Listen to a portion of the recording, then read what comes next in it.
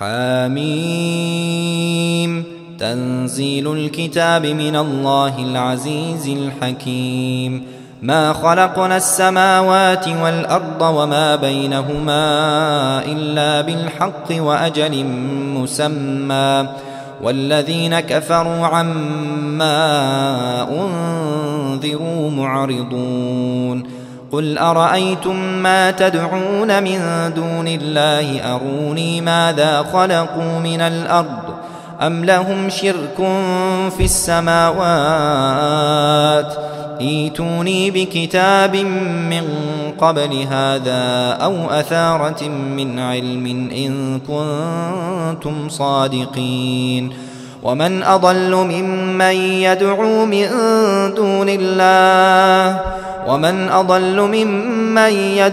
من دون الله من لا يستجيب له إلى يوم القيامة وهم عن دعائهم غافلون. وإذا حشر الناس كانوا لهم أعداء وكانوا بعبادتهم كافرين. وإذا تتلى عليهم آياتنا بينات قال الذين كفروا للحق لما جاءهم هذا سحر مبين أم يقولون افتراه قل إن افتريته فلا تملكون لي من الله شيئا هو أعلم بما تفيضون فيه كفى به شهيدا بيني وبينكم وهو الغفور الرحيم. قل ما كنت بدعا من الرسل وما أدري ما يفعل بي ولا بكم إن أتبع إلا ما يوحى إلي وما أنا إلا نذير مبين. قل أرأيتم إن كان من عند الله وكفرتم به وشهد شاهد من بني إسرائيل على مثله فآمن واستكبرتم إن الله لا يهدي القوم الظالمين. وقال الذين كفروا للذين آمنوا لو كان خيرا ما سبقونا إليه وإذ لم يهتدوا به فسيقولون هذا إفك قديم. ومن قبله كتاب موسى إماما ورحمة وهذا كتاب مصدق لسانا عربيا لينذر الذين ظلموا وبشرى للمحسنين. إن الذين قالوا ربنا الله ثم استقاموا فلا خوف عليهم ولا هم يحزنون أولئك أصحاب الجنة خالدين فيها جزاء بما كانوا يعملون. ووصينا الإنسان بوالديه إحسانا حملته أمه كرها ووضعته كرها وحمله وفصاله 30 شهرا حتى إذا بلغ أشده وبلغ 40 سنة قال رب أوزعني أن أشكر نعمتك التي أنعمت علي وعلى والدي وأن أعمل صالحا ترضاه وأصلح لي في ذريتي إني تبت إليك وإني من المسلمين. أولئك الذين نتقبل عنهم أحسن ما عملوا ونتجاوز عن سيئاتهم في أصحاب الجنة وعد الصدق الذي كانوا يوعدون. والذي قال لوالديه أف لكما أتعدانني أن أخرج وقد خلت القرون من قبلي وهما يستغيثان الله ويلك آمن إن وعد الله حق فيقول ما هذا إلا أساطير الأولين.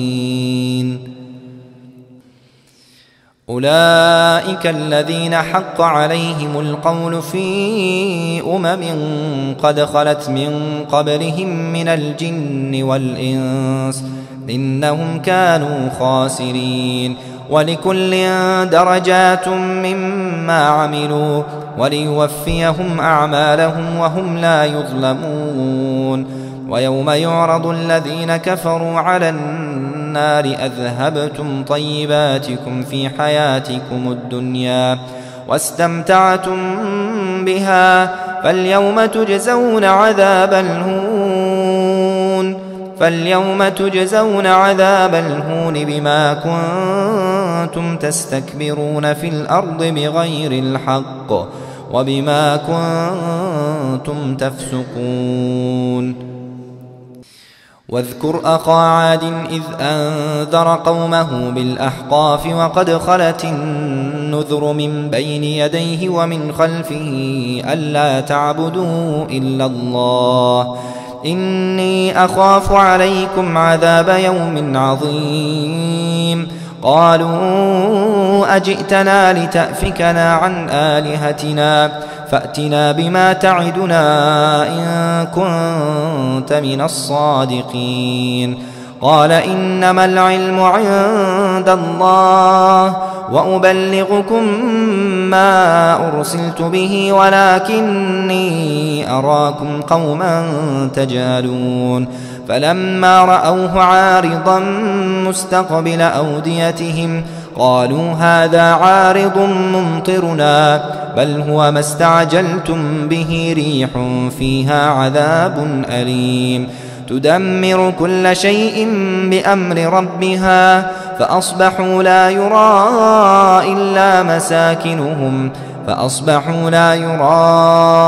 إلا مساكنهم كذلك نجزي القوم المجرمين ولقد مكناهم في ماء مكناكم فيه وجعلنا لهم سمعا وأبصارا وأفئدة فما أغنى عنهم سمعهم ولا أبصارهم ولا أفئدتهم من شيء